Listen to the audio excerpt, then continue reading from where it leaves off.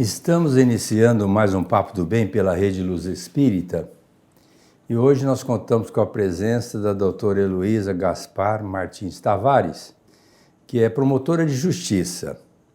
E ela vem conversar conosco nesse Papo do Bem sobre as dificuldades que se tem hoje para evitar essa violência contra a mulher. Eu quero agradecer a sua presença, viu, Heloísa? Me permita chamar de Heloísa, me chamo de Aguinaldo.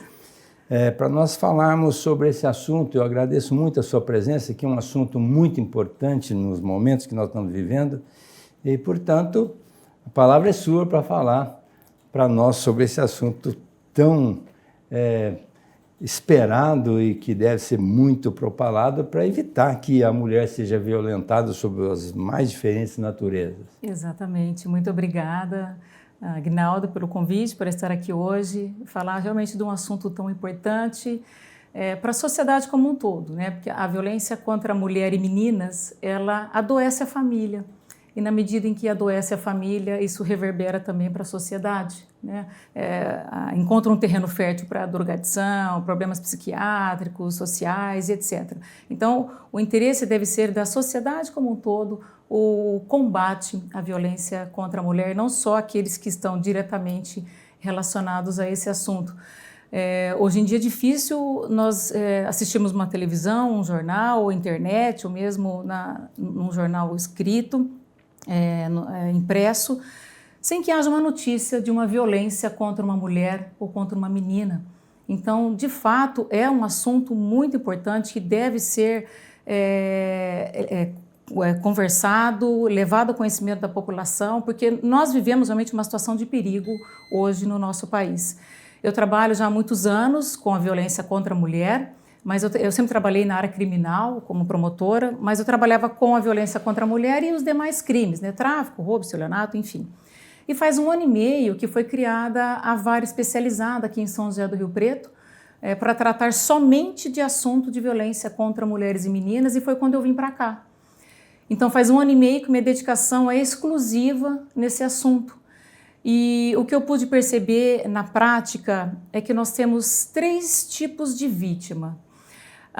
O primeiro grande grupo de vítimas, é o principal, representa a maioria das mulheres, realmente são as mulheres que são violentadas pelos seus companheiros, ex-companheiros, marido, ex-marido, ex-namorado. Esse é o maior número de vítimas que nós atendemos. O segundo grande grupo, que também a gente percebe na prática, são as meninas vítimas de violência sexual por parte de pessoas acima de qualquer suspeita. As meninas, as crianças e adolescentes são violentadas sexualmente pelo padrasto, pai, avô, tio, irmão, primo, algum homem ali do convívio daquela família que exerça algum tipo de autoridade sobre aquela criança ou aquela menina, e ele aproveita dessa facilidade do acesso àquela menina para praticar os abusos. E nós encontramos um grande entrave na elucidação desses crimes, porque são vítimas crianças. Muitas vezes essas crianças elas não têm sequer consciência do que está acontecendo. Porque a violência sexual ela não necessariamente vem atrelada à violência física. Então, carinhos de conotação sexual não doem, mas então vem a dificuldade da menina entender o que está acontecendo. Isso está certo, não está certo? Dependendo da idade, ela não consegue entender. E aí isso dificulta ela pedir ajuda. Ou, se ela já tem uma certa idade, ela começa a perceber que existe algo errado naquele comportamento daquele familiar. Ela também tem dificuldade de pedir ajuda, porque, afinal de contas, quem vai acreditar numa criança? Quem vai acreditar naquela menina? E vai expor o outro também, né? Exato, expor o pai, o padrasto, a pessoa que paga as contas da casa, que tem autoridade naquela família, naquele lar, que goza ali de uma boa reputação na família, na sociedade.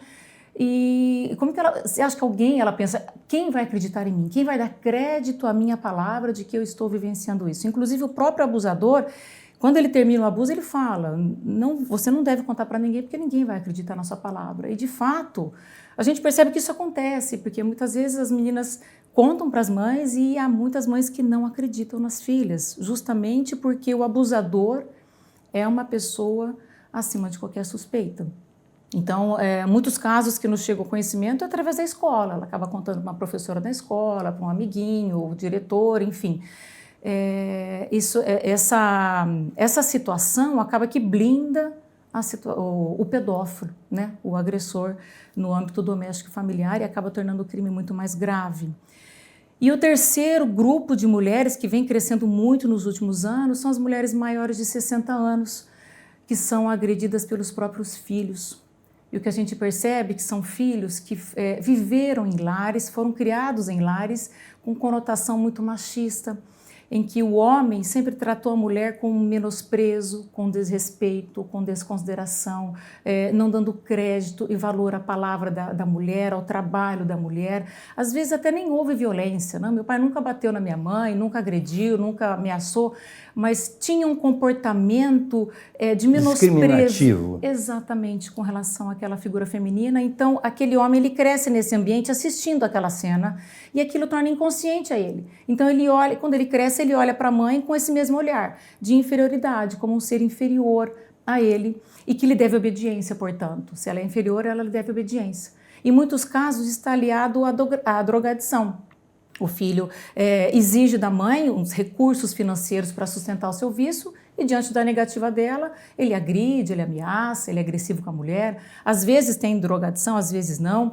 E aí você pode falar, então o problema é a droga, não é a mulher. Não, a causa imediata pode até ser a questão da droga, mas o pano de fundo é a figura feminina, porque ele age assim com a mãe, não com o pai. Ele briga com a mãe, ele agride a mãe, ele violenta a mãe, desrespeita a mãe, não o pai. Quando acontece de ter o pai no cenário é porque o pai intervém em defesa da mãe, mas o problema dele é a figura feminina. É a mulher que ele aprendeu desde pequeno que a mulher ela é inferior ao homem e que ela deve obediência a ele. Então ele trata a própria mãe dessa maneira. Nós temos casos, inclusive são raros, mas acontece de estupro de filho contra a mãe. E veja como é difícil na prática, num processo criminal, um êxito nesse processo dele ser condenado.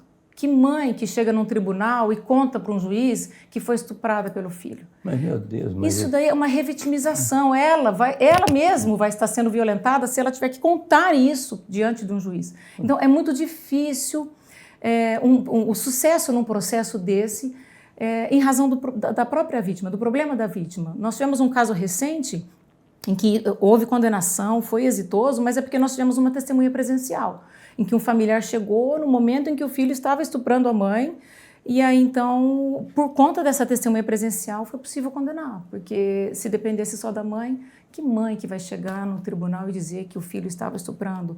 Ela mesma não consegue acreditar que ela vivenciou uma situação dessa. Então, isso é muito triste. E aí, então, dentre os obstáculos que a gente mais encontra para enfrentar a violência contra a mulher num processo criminal, é justamente a dificuldade da mulher de se ver como vítima. A mulher, ela tende a achar que ela é culpada por tudo de errado que acontece. Ela é culpada pela agressão que ela sofreu, ela é culpada porque o companheiro agiu de modo violento, e isso é porque ela é fruto dessa sociedade machista. A sociedade age dessa maneira, a sociedade olha para a mulher como culpada por tudo de errado que acontece. Quando alguém chega numa casa e a casa está desarrumada, por exemplo, os olhos se voltam para a mulher. Quando uma criança tem um comportamento inadequado, os olhos se voltam para a mãe. Quando uma mulher é estuprada, a primeira pergunta que as pessoas fazem, mas que roupa ela estava usando? Ela bebeu? Ela tinha usado droga? Onde que ela estava? Ou seja, o que essa mulher fez para dar causa àquele estupro? Então, a culpa é da mulher. Ela é responsável por tudo de errado que acontece. A mulher é fruto dessa sociedade que tem essa mentalidade machista. Então, ela, quando ela vive a violência doméstica, a violência do companheiro, ela mesma tem dificuldade de se ver como vítima. Ela acha que ela é culpada por aquilo. E isso a gente percebe diariamente nos processos criminais, as audiências criminais do fórum. Eu me lembro que eu tive um caso de um casal jovem, os dois trabalhavam fora o dia todo. Chegaram em casa à noite e ele foi deitar no sofá para descansar, porque afinal de contas ele estava muito cansado. E ela foi pegar a vassoura para limpar a casa, para depois fazer o jantar. E com essa vassoura ela cutucou o companheiro. Amor, me ajude a limpar a casa para eu terminar mais cedo os afazeres domésticos. O companheiro se irritou com aquele comportamento e espancou a mulher com a própria vassoura. E essa moça chega no dia da audiência, vira para mim e fala, sabe o que é, doutora? A culpa foi minha. É que eu incomodei meu companheiro enquanto ele estava descansando. E a senhora sabe como é homem. Eles não gostam de ser incomodados enquanto eles descansam. Então, eu é que causei tudo isso. Eu é que sou culpada por tudo isso. Eu não devia de jeito nenhum ter chamado a polícia. Eu não devia estar aqui porque a culpa é minha. A culpa não é dele. Um outro caso também que me marcou ao longo desse tempo, o homem, ele era caminhoneiro, ele tinha que acordar de madrugada para sair com o caminhão. E ele deu a ordem à companheira, o bebê não pode chorar, porque eu preciso descansar. Até que naquela noite, o bebê chorou. E ele espancou a mulher. E ela também chega na promotoria e diz, sabe o que é, doutora? A culpa foi minha. Ele já tinha dado a ordem que eu não podia deixar o bebê chorar. Então, eu sou a culpada por essa agressão que eu sofri. Então, quando a sociedade julga a mulher porque ela vive um relacionamento abusivo, se ela apanha do marido e ela continua nesse relacionamento, é porque ela gosta de apanhar. A gente ouve muitas pessoas falarem isso. A mulher, ela tem dificuldade para romper esse ciclo de violência que ela está inserida. Aliás, os estudiosos, identificaram o ciclo da violência em 3 etapas. A primeira etapa é a etapa da tensão, quando o homem ele grita, ele fica agressivo, aí depois evolui para a fase da agressão física. E aí então vem para a lua de mel, quando ele se arrepende, ele promete mudanças, a mulher acredita que ele vai mudar, ela tende a culpar fatores externos, ele só me bateu porque ele estava embriagado, ele só me bateu por conta da droga, ele só me bateu por conta do emprego, ou porque eu não fiz o jantar na hora que ele pediu. Então ela tira da responsabilidade dele aquele comportamento agressivo e resolve dar uma nova chance até que essa situação volta a acontecer, a agressão volta a acontecer e ela vive aquele ciclo que hoje em dia chama-se até de espiral da violência, não é nem mais ciclo, porque a mulher ela não consegue mais sair daquele ciclo. E aí quanto mais tempo ela vive esse ciclo de violência, mais chance ela tem de desenvolver o que a psicologia chama de síndrome do desamparo aprendido. A mulher ela aprende a ser desamparada. Ela aprende a ser desrespeitada, ela aprende a ser humilhada, ela aprende a ser agredida. Ela acostuma com aquilo ali e ela acha mais fácil manter aquela situação do que romper aquele ciclo, situação em que ele vai acabar se tornando até muitas vezes mais violento quando a mulher decide romper o relacionamento. Um outro grande obstáculo também que a gente enfrenta é justamente a dependência econômica. A mulher que depende economicamente do companheiro, seja trabalhando fora ou não, mas ela depende do salário dele para completar a despesa da casa, ela tende a suportar mais também a violência e se manter nesse ciclo de relacionamento abusivo. Até pensando nisso, agora há pouco tempo, esse mês, o Ministério Público firmou uma parceria com o Sebrae, visando capacitar essas mulheres e aumentar a empregabilidade das mulheres para ajudar as mulheres a saírem desse relacionamento abusivo que elas estão inseridas. Um outro grande obstáculo também é a questão de prova, porque os crimes de violência contra a mulher, eles são praticados sempre na clandestinidade. Na maioria dos casos, é 4 paredes, Sim. É dentro de casa, é longe dos olhos de testemunhas. Ninguém tem coragem de violentar, às vezes, na presença dos outros. Exatamente. Então, isso acontece dentro da casa, não tem testemunha ocular. Aí, então, a mulher, ela teme também não ser acreditada na sua palavra, porque também um outro obstáculo é justamente o perfil do agressor. É muito comum o agressor ser uma pessoa que goza de boa reputação na sociedade, é uma pessoa que gosta de fazer caridade, que gosta de ajudar os outros, ele tem uma religião muito forte, ele é uma pessoa, é um trabalhador, o que não falta são testemunhas de defesa falando bem daquele réu, daquele homem. E aí isso também dificulta a mulher na sua palavra, que também isso é histórico, né? A palavra da mulher ela tende a ser mais desacreditada do que a palavra do homem, que sempre foi dado mais valor. Então esse também é um outro grande obstáculo, a questão do perfil do homem. Não é bandido, não é criminoso. Então vem os amigos lá no fórum depor, não, mas meu amigo, ele não é bandido, ele não podia estar aqui no banco dos réus. É justamente porque o perfil do agressor não é do bandido, não é daquele que faz algo errado na sociedade. O problema dele é o comportamento com relação à mulher. E a mulher dentro da casa dele. Exatamente. E ele é fruto também de uma família em que houve esse comportamento machista, em que o homem também, provavelmente o pai também tratou a mãe com esse menosprezo, com essa desconsideração. E repito, às vezes não houve violência, mas houve esse tratamento de inferioridade. Exato, de tratando a mulher como figura de menor valor. E aí também um outro grande problema que a gente enfrenta é o peso do processo. A mulher, ela tende a não suportar o processo criminal, e aí ela chega em juízo, ela acaba mudando a versão dela, porque ela olha o seu companheiro, o pai dos seus filhos, a pessoa que ela ama, ou que ela amou a vida toda, sentado no banco dos réus, e ela se desencoraja de manter aquela versão de que ela foi agredida, de que ela foi violentada. Então esse é um outro grande problema que a gente enfrenta. E também um outro não menos importante é a questão da falta de capacitação das pessoas que trabalham com o atendimento dessas mulheres. São os agentes envolvidos com isso, Polícia Civil, Militar, Guarda Municipal, delegados, enfim, promotores e juízes também, por que não? Porque todos nós, afinal de contas, somos também frutos dessa sociedade machista. Nós temos o machismo inserido dentro da gente de uma maneira tão intrínseca que nem nós mesmos nos damos conta, muitas vezes, desse tipo de comportamento, do olhar para a mulher como uma figura inferior. E aí, muitas vezes, a mulher ela pede ajuda, chama a polícia, depois ela desiste, chama a polícia e depois ela desiste. E isso acaba deixando o policial até com falta de paciência. Poxa vida, afinal de contas, o que você quer? Você vem aqui, pede nossa ajuda, a gente prende em flagrante, depois você pede para soltar.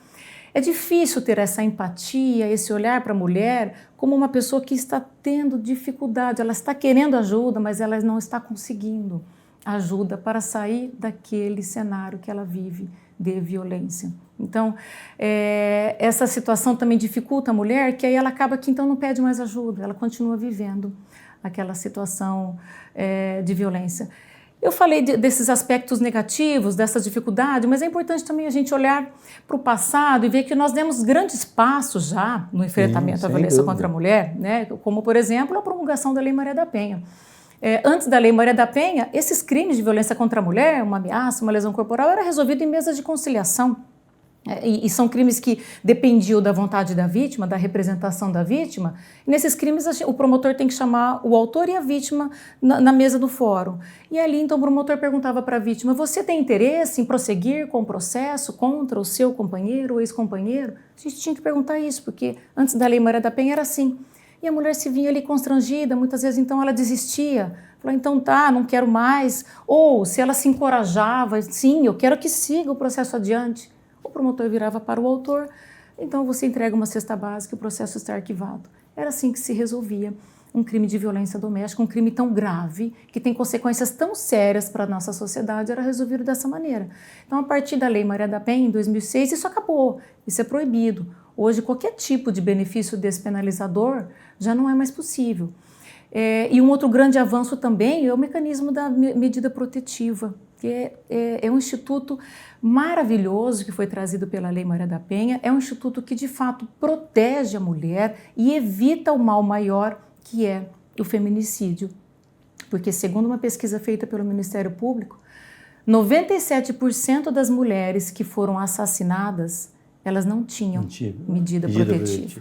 Ou seja, medida protetiva salva vidas. A mulher que pede medida protetiva, ela diminui 97% a chance de morrer, de ser assassinada. É como se acendesse uma luz vermelha para aquele agressor. Nós estamos de olho. O Estado está de olho em você. Cuidado. Então ele fica atento. Porque às vezes até o próprio homem, o próprio agressor, ele não tem consciência do que ele está vivendo. A situação dele de inconformismo, da mulher não obedecer ao seu comando, não quero terminar o relacionamento, ou eu quero que você faça isso ou aquilo, e ela não obedece à sua ordem, ele chega num ponto que ele mesmo perde essa consciência. Então, uma intimação de uma medida protetiva, muitas vezes, coloca esse homem num estágio de consciência e ele dá um passo atrás. É claro, nós temos muitos casos de descumprimento de medida protetiva, de homens que descumprem essa ordem judicial. Inclusive são casos que cabem, inclusive prisão, também, são penalizados, a prisão é imediata. Deu flagrante no descumprimento, a prisão é imediata e ele pode ser uma pessoa excelente, não tem antecedentes nenhum, ele é trabalhador, é honesto, tem residência fixa, não importa.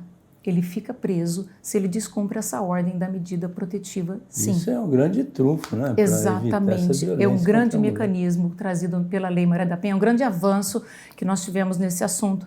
E também um outro grande avanço, nós tivemos agora em 2021, uma novidade da Lei Maria da Penha, é a obrigação dos ex-agressores frequentarem cursos de reeducação. Então, quando o juiz aplica a medida protetiva, proíbe o agressor de se aproximar da mulher, ele obriga o agressor também a frequentar um curso de reeducação, de capacitação daquele homem. Que legal. A gente fala que não é nem reeducação, é educação, porque aquele homem vai estar sendo educado, ele nunca foi educado. Então, ele está sendo educado agora a respeito de como é que se trata uma mulher, um olhar de horizontalidade e não de verticalidade com relação à figura feminina.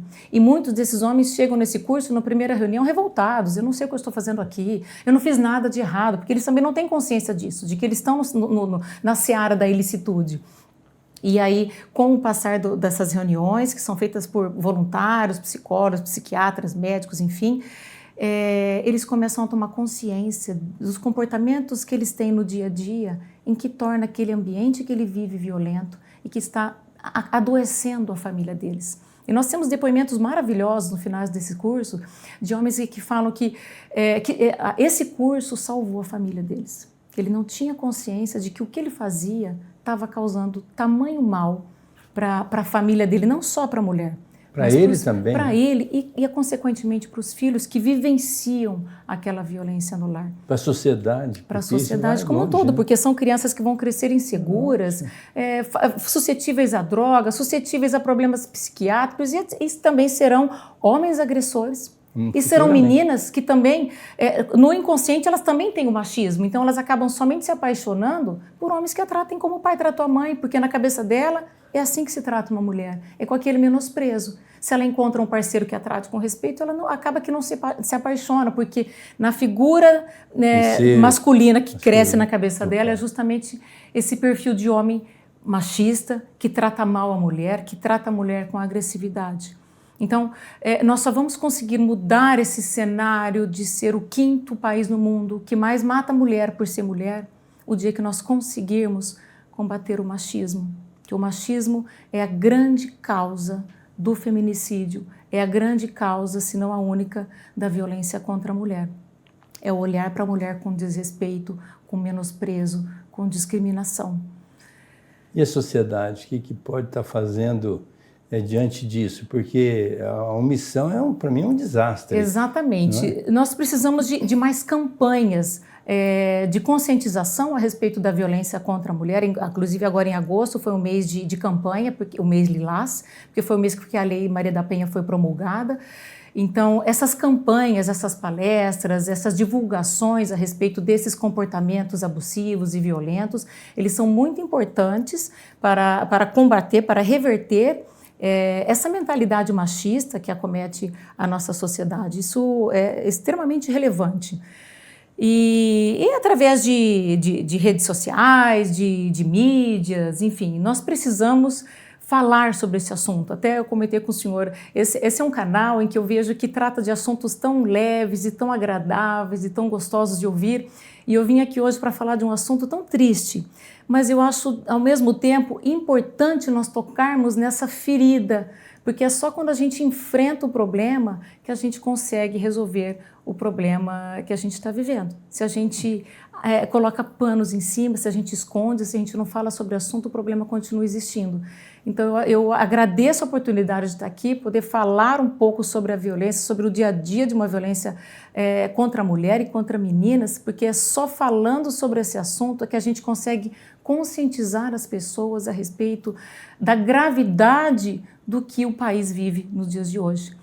Inclusive, não é à toa que, atualmente, é um dos assuntos que mais sofrem intervenção legislativa por parte do poder público. Constantemente, quase que toda semana, nós temos leis sobre esses assuntos de violência contra a mulher. É lei trazendo preferência para a mulher, agora tivemos a lei do auxílio aluguel, por exemplo, acrescentando mais uma medida protetiva. A mulher que precisar de um auxílio de habitação, o Estado vai ser obrigado a pagar esse aluguel para a mulher. Foi uma alteração recente que nós tivemos na Lei Maria da Penha. O juiz pode fixar pensão alimentícia já quando aplica a medida protetiva. pode decidir questões que decidiriam apenas no juízo civil, decide no juiz criminal. Todos esses avanços foram trazidos pela Lei Maria da Penha e são avanços importantíssimos que facilitam nesse combate a esse assunto tão triste. Nossa, que lindo! Olha, você não sabe o quanto você está... Lógico que você sabe, mas eu quero enaltecer seu trabalho no ponto de vista da Rede Luz Espírita, do quanto isso está sendo importante para nós hoje aqui, que estamos participando desse programa, dos nossos telespectadores, porque as pessoas têm medo de enfrentar as dificuldades e são omissas. Eu acho que numa hora dessa, além do poder público, eu acho que a comunidade como um todo tem que estar fazendo alguma coisa, não é chegar e assistir de arquibancada e achar que está tudo certo, né? Da maneira que nós conseguimos abolir a escravidão, de uma maneira mais absoluta, porque a escravidão existe até hoje, né? Exatamente. A mulher também não pode ser escravizada como antes, se submetendo ao capricho do homem. Eu acho que a gente tem que entender que nós somos iguais. Exatamente. Todos os direitos são iguais, do homem e da mulher. Exatamente. Por que ela tem que se submeter e ser... a esse tipo de tratamento? Porque se for ver, a escravidão da mulher também foi extirpada na Constituição Federal em 88. O artigo 5º prevê lá que homens e mulheres são iguais em direitos e obrigações. Ué, então já está resolvido, por que você está tão preocupada com isso? Na teoria isso é muito bonito, mas na prática não é isso que acontece. O que a gente percebe é que a mulher realmente tem dificuldade de acesso a serviço público e a diversas situações por ser mulher. Ela é desrespeitada por ser mulher. O nosso tempo nos cobra, Heloísa, eu quero te agradecer muito. E como tudo na vida é o senso da repetição, né? Quando mais se fala, mais se ouve, mais se lê, mais se trabalha em cima de um assunto, mais a gente grava e mais a gente coloca para o público. E eu quero parabenizar você e agradecer por esse assunto e que você continue fazendo esse trabalho. Quem sabe nós vamos armar uma brechinha aí, um esquema para você falar na nossa casa. Aliás, você já esteve lá no Francisco de Assis falando para o nosso público de sábado, mas eu gostaria que você voltasse na terça e no domingo, quando você dispuser de tempo, para falar sobre esse assunto. Eu acho que ele é muito atual e precisa ser propalado mesmo. Com a nossa gratidão pela sua presença, encerrando o programa, um grande abraço a todos e até a semana que vem com um novo Papo do Bem.